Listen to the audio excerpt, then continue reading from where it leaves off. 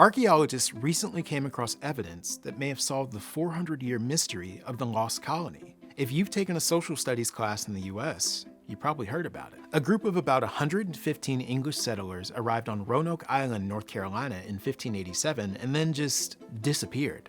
But the truth is that a lot of researchers never considered this a mystery at all. John White, the governor of the Roanoke colony, returned after a 3-year absence, found the colony abandoned, and a word, Croatoan, carved into a wooden surface nearby. The word nearly matched the name of a native tribe, the Croatan, and their home island on Croatan Island, now known as Hatteras Island. So why all the conspiracy theories among the general public, despite the very likely scenario that they integrated with the Croatan? Roanoke was England's first attempt at establishing a colony in North America.